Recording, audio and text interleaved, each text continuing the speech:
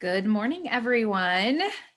Happy Friday. I am going to get going here. I think I'm Facebook Live. Jennifer, can you hear me?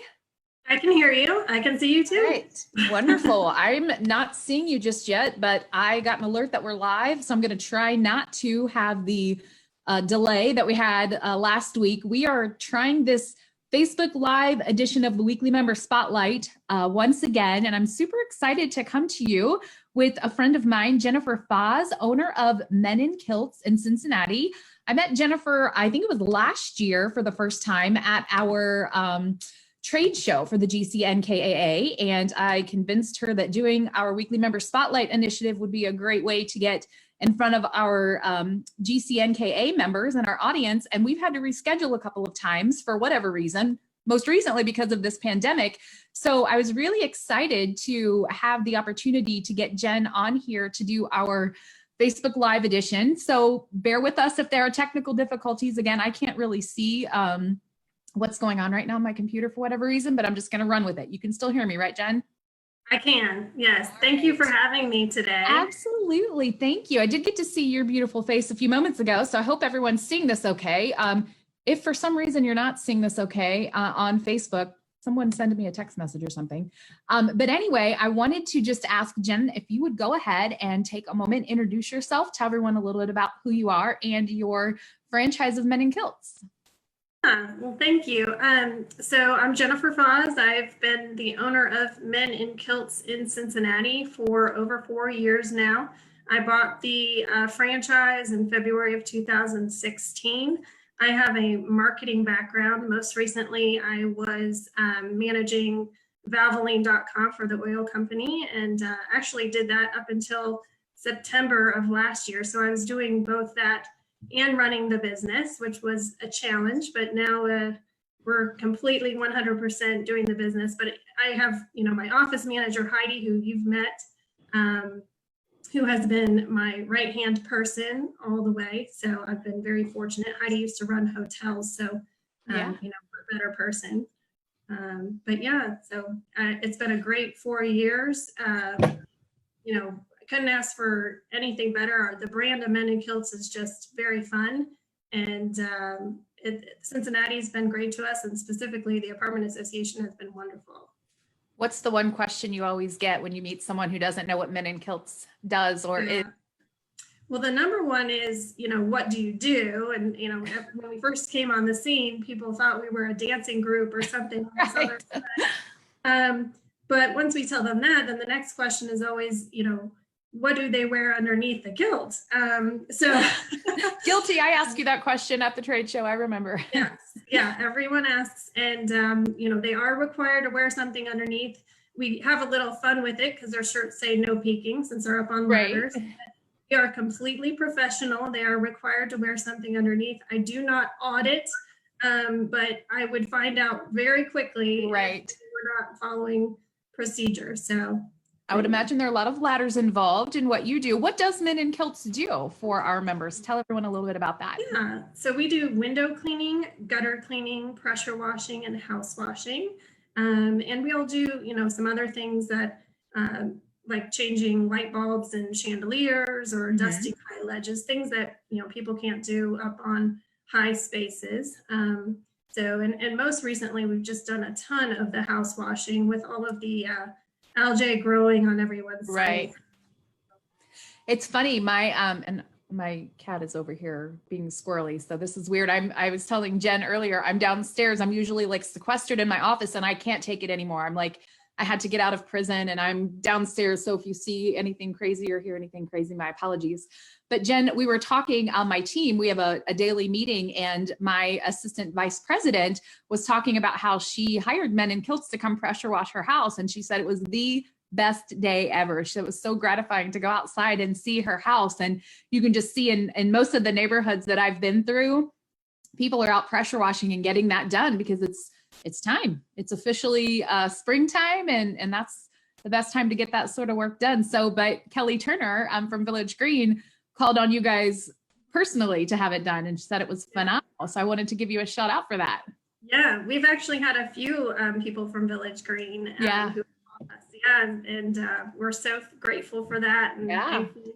And actually, that service in particular is my favorite, just because it makes such a difference. You know, Oh, it's something yeah. that creeps up on you gradually, that Mhm. algae, and to see it wash away, it's very gratifying. Instant gratification. Well, it's funny because a lot of our property managers will try to convince the service managers, hey, I can do the pressure washing. We're going to pressure wash the pool deck, or we're going to do, whatever outside with the little machines that we own for the easier to get to areas. But the property managers are always like volunteering to do that outside work because it's instant gratification. Well, Yes. tell us a little bit about how you got involved with the GCNKAA. I'm trying to think. Who originally? I think it was Tanya. Okay.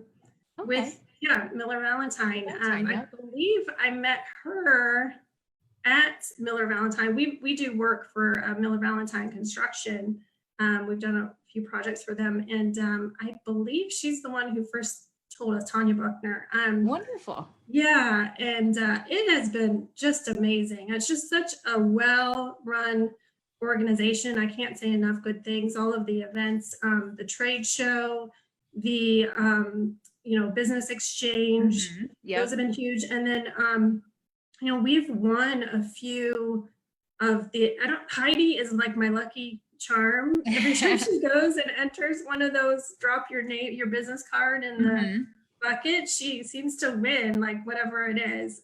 So we won a lunch with Brent Niger of Fath Property, Yeah. Uh-huh. and they have been just amazing to us. I mean, we have a project after project with their properties, and you guys, we met with you, and now we've started doing work for you guys. So we're very, very grateful for that. Really love that partnership and really take that very seriously. So Well, I will say, as a primary member and as a board member, you guys have really done it right. You've got such a well-branded company. It's very professionally run. You and Heidi are the just dream team for sure. But you've really taken advantage of coming to all of the events and doing the networking and following up and just getting integrated and becoming a very integral part of our association. So thank you for that. And thank you for all of your service. It's great when I can attest to not only what great quality of service, but the customer service. You and Heidi have both just been tremendous to deal with. And I'm super excited again that I get to sit down with you like this. I got to sit down with Heidi months ago, maybe a year ago, right after the trade show. But I was super excited to have the same opportunity with you. Do you mind if we get into a couple of personal questions and learn a little bit more about who Jennifer Foz is outside of her Men in Kilts? You mentioned that you worked for Valvoline.com. What do you do in your spare time? Like, what's some of your hobbies? I love to be outdoors, anything outdoors, which is appropriate that we have this company because it is a lot of outdoors. But I love to go canoeing or go cycling out on the bike trail. Just to be anywhere. I'll take my laptop outside and work if I can. So anything outdoors. I like to decorate and do cooking, when I have time. I don't get a lot of free time, or I haven't until recently, since I did leave that job with Valvoline. But I read a lot of business books. I wish I read more for enjoyment, but I don't know. I'm kind of a sucker for self-help and business. Just always I'm almost like a knowledge hoarder. Like if you talk about, people who hoard things, I like to hoard knowledge. Like I want to learn so much, as much as I can. And that's really why I bought a business, because, when you work for another company, you can't really see the splash that you're making in the pool when you're part of such a large organization. So I kind of wanted to see, hey, can I do this myself? And that was part of that knowledge hoarding. It's like, oh, I want to learn this. So very fun. And how long have you owned this franchise of Men in Kilts? So we've owned it for over 4 years. Is when I purchased it. I just, the reason I decided to do it was, again, I was looking for something like I just wanted a small business. I happened to see some competitive trucks driving by, and I thought, boy, that would be a great business because you don't have a storefront, you have low overhead, and it's a people business. So if you get the right people and you do what you say you're going to do, you can do very well. And I had called on a number of people to do services for my own home. I needed window cleaning and house washing.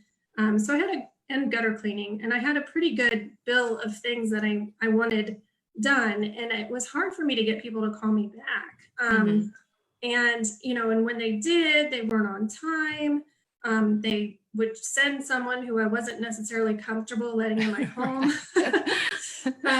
So I thought, we can all relate to that.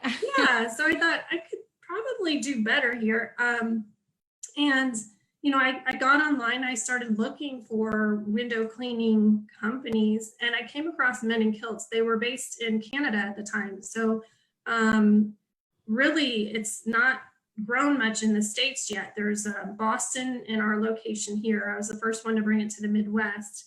We just recently opened a location in Phoenix, one in College Station, Texas. There's going to be one in Alabama. Oh, wow. And so it's just now starting to grow in the States. But I came across it and I thought, boy, if you're going to, have a business, something fun, like a brand like that would just be a blast. So very cool. I meant to ask you this back before we got into the personal questions. So I'm going to digress for just a moment and then we'll come back to the personal questions. But what is some advice that you would give to someone either who was just starting out with the new business or someone just getting involved with an association, sort of like the GCNKAA? What have you learned along the way that you would offer up to folks starting out? Yeah, definitely. Ask a lot of questions, get networked with a lot of different professionals. Just make sure that you're set up well from the beginning because, going to these networking groups, that's been probably the biggest help. Just because I've learned so much, and really people want to help other people. They like it when you ask questions and you need help. So, get out there and don't be afraid to act like you know it all. Go ahead and ask the questions and learn, and that's how you're gonna build a good business. So. I like that, and I really like the concept of knowledge hoarding, not hoarding. I'm not a hoarder, but I really like that concept of knowledge hoarding. And it's funny, I was talking this week to my team. I told you we have those daily meetings. I had the occasion to watch the Back to the Future trilogy this week, and we were just talking about like how times have changed. And I was asking, like, do you remember when you got your first cell phone? And like, for me, like the internet, because I was such a hoarder of knowledge, I was so excited instead of waking up every day to get the newspaper, which was the very first thing I did was subscribe to the newspaper when I moved out and got my own apartment as a young adult. But to be able to wake up and get online and see what the headlines were and what was going on in the world, like getting all of that information was just so exciting to me. So I really love that concept. I've never thought of it like that. I think you must be one too then. Oh, yeah.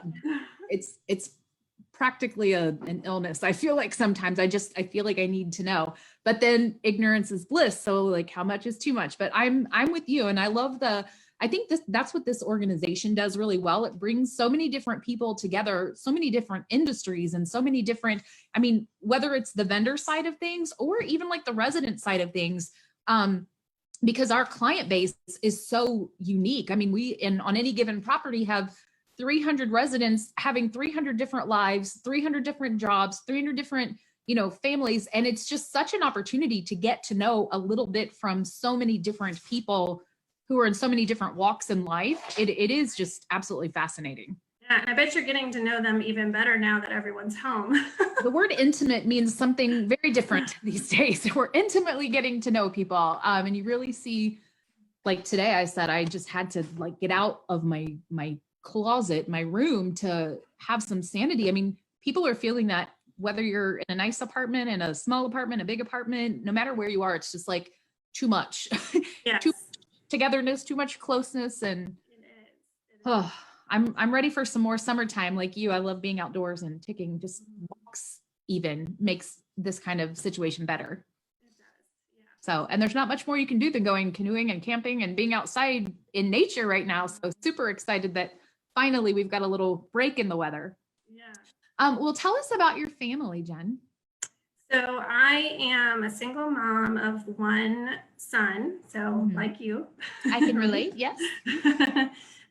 He's 16 and just learned how to drive. Oh, So wow. and he's very responsible. I'm very Yeah. lucky.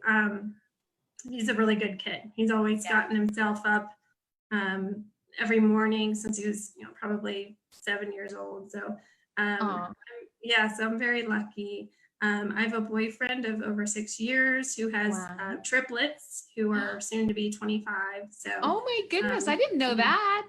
yeah, Wow. yeah. So I Well, can consider we share him. the secret now? Because it's probably not a secret, but one of the last times that we had you scheduled, you had done something ridiculously incredible. Girlfriend of the year over here, a Yep. surprise trip. And you're like, I didn't Yes. realize this surprise trip for my boyfriend falls on the day Right. we were going to do our thing. And I'm like, hello, Yeah.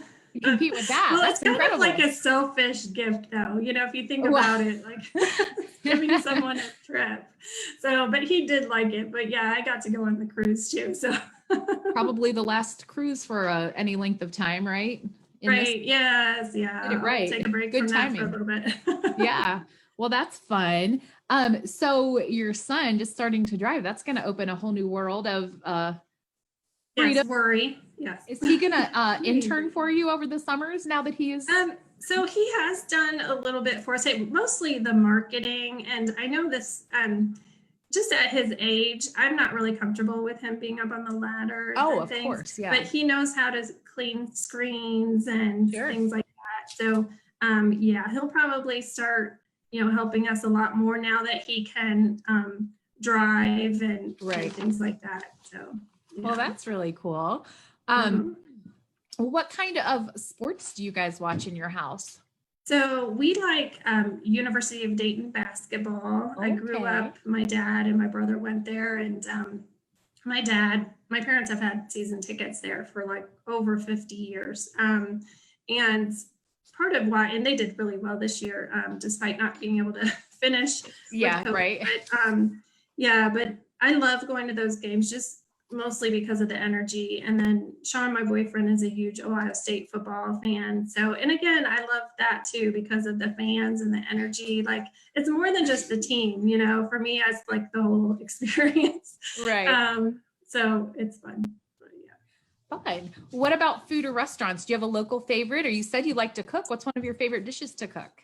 Well, I mean, I like seafood a lot. I like making shrimp dishes and Yeah. things like that, or anything on the grill. You can't go wrong. Like grilled veggies are just awesome. Mm-hmm.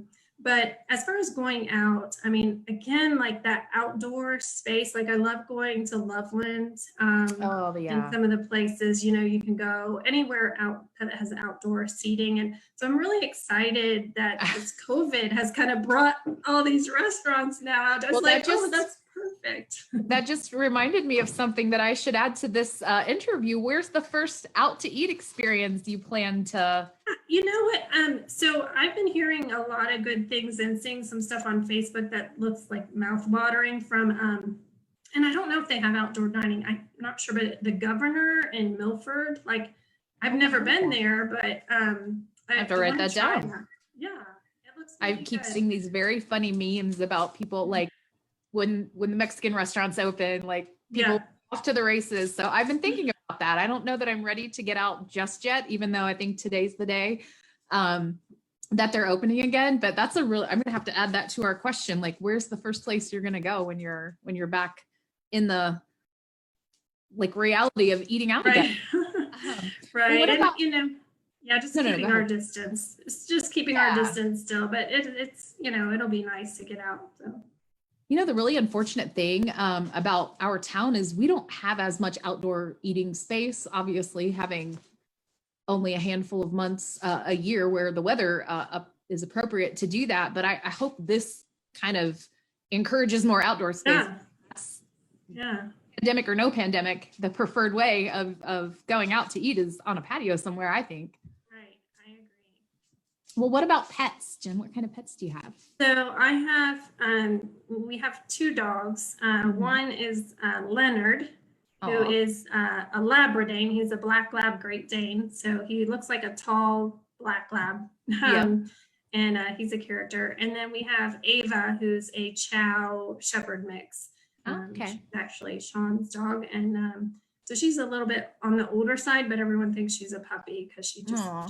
she's super sweet. But This would have been a great opportunity to meet some pets too doing this. true. The face. I know not all pets are camera friendly or camera ready, but we'll have to think about doing that for some future ones too. What about TV or movies? Are you a TV buff? And if so, what's one of your favorites? Well, especially lately, that's about all we can do. I know, right? We got into Schitt's Creek on, Yeah. on is it on Netflix? I guess, yeah. I think it is on Netflix, but it was on like Showtime or one of those, I think. Yeah. So we've been watching that. We like the Fabulous Mrs. Maisel when that's on. You know who Katie Fitzpatrick, who's a member, was telling me about that and what a great show. I need to look that up. That's a good one. So those have been our favorites. And then just any of the HGTV shows. I have a vision board in here. I know I'm going to win the HGTV Dream House one day. Like I just know. Yeah, like it's going to happen. It's just a matter of when. So funny. Okay, what are the odds right now? Somebody's knocking on my front door. I hope it's get obnoxious, but I'm sorry for the noise. What is one of your most favorite concerts that you've been to? Well, we go to the Fort Laramie Country Concert every year. Yeah, and it's 3 full days of just artist after artist. Yeah, they do a really nice job for such a small venue. Like it's not a small venue; it's a huge field, but small little town. It's a small town. Yeah. So we love going to that. Just anything again, like outdoor concerts, like my favorite, music and being outdoors. And then, food. So, and you combine the two and it's the perfect thing. Yeah. Well, what's one of your favorite vacations that you've been on, or do you have one that you're planning when all of this pandemic nonsense is done? So one of my favorite places is the 30A highway down on the Panhandle in Florida. Rosemary Beach, Seacrest Beach, those areas. Just, you don't even feel like you're in Florida. You feel like you're, I don't know where, but it's I discovered it years ago before it became popular, and now I'm kind of heartbroken because everybody knows about it. I just wrote it down. Okay. Well, go check it out. It's beautiful down there. The water and just the architecture. They do a really nice job of keeping it classy and keeping it, nice and family oriented. So it's it's like Grayton Beach, Alice Beach. It's ALYS is how they spell that. But that's just my happy place if I can get away. Love it there. So. Cool. Well, tell us something interesting, a random interesting detail about yourself that we wouldn't otherwise know, have not this opportunity to sit down with you for the spotlight. So I don't know. I guess something pretty rare is I have a really freakishly high tolerance to pain because I had arthritis when I was 8 years old. So I like to joke that I'm reverse aging because I had like an old person's disease when I was younger, and it's juvenile rheumatoid arthritis, so I outgrew it. But I really feel thankful that I had that because it made me a really resilient person. But like I've never really had a headache or anything. I probably have, but I don't know that I have because of my freakishly high tolerance to pain. So that is interesting. It's kind of interesting. So. Very but interesting. My technicians laugh at me because it really like it doesn't even affect me now because like I'll help them hoist like a pressure washer into the truck and they're like, how are you doing that? I have trouble with that sometimes, but no. But yeah, sad that you had to deal with that as a kid, but what great perspective that you learned over the course of all of that time. And now you probably not only can physically tolerate a lot, but mentally and emotionally tolerate a lot because you know how hard it is to deal with a physical ailment as such a young person. Yeah, I definitely can. The only bad thing is I think it makes me less sympathetic to other people. Suck it And up. yeah, that's exactly Right. how I am. So I have to be careful with that. Like, Right. That's funny. That's funny. yeah. We all have blind spots, right? Well, Jen, is there anything else that you would like to share about your business, about your affiliation with the GCNKAA? Any words of wisdom for all of us enduring this stay-at-home order going out of our minds? Yeah, I don't know that I have words of wisdom. I guess, just so grateful again for the apartment association and these connections, and just, really if I haven't met anyone yet, or we haven't been out to anyone's property, I'm happy to give free estimates. And we really look at our business as, we want to have your business 20 years from now. It's not about showing up and doing a gutter clean and leaving.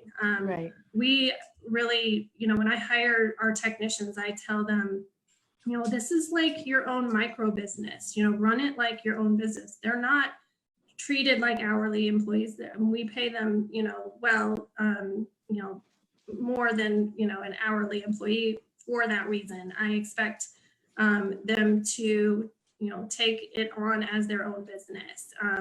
And they really do a great job with that. They, they're good to point out things. If they're up on a ladder doing a gutter clean and they see a branch piercing your roof, they're going to let you know, because you're not up there on that ladder. Right. And